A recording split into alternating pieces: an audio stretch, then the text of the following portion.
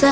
คำว่าของคนอื่นเท่าใดแต่หากเจ้าเปลี่ยนแปลงทุกอย่าง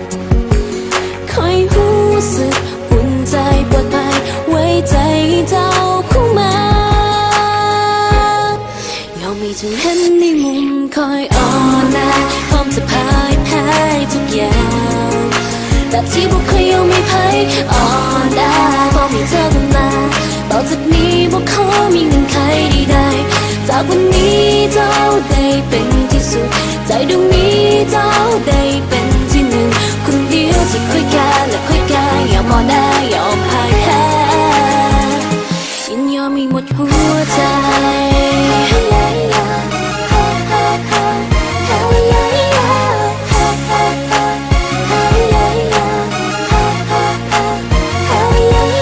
มีเพียงสิ่งเดียว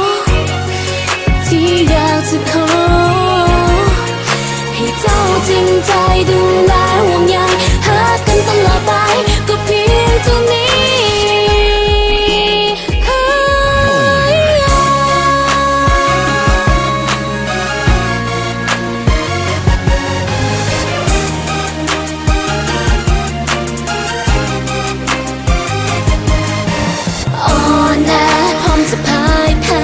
ทุกอย่าง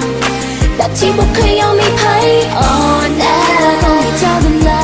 ต่อจากนี้บุคคลมีเงื่อนไขใดๆจากวันนี้เจ้าได้เป็นที่สุดใจดวงนี้เจ้าได้เป็นที่หนึ่งคนเดียวที่ค่อยแก่และค่อยแก่อย่าอ่อนแอยอมพ่ายแพ้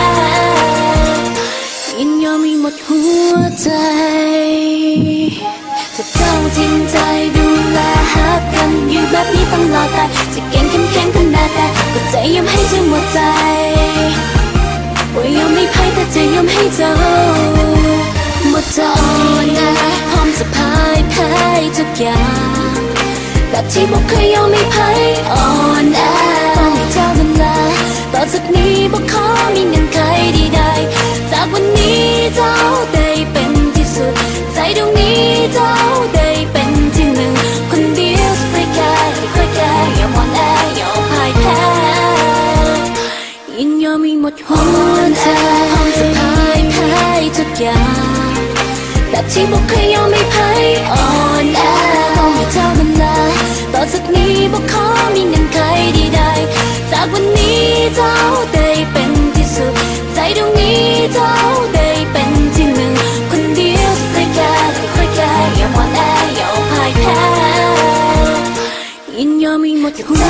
ใจดูแลหากันอยู่แบบนี้ตลอดไปจะเก่งเข้มแข็งขนาดใดก็จะยอมให้เจ้าหมดใจว่ายอมไม่พ่ายแต่จะยอมให้เจ้าหมดใจจริงใจดูแลหากันอยู่แบบนี้ตลอดไปจะเก่งเข้มแข็งขนาดใดก็จะยอมให้เจ้าหมดใจ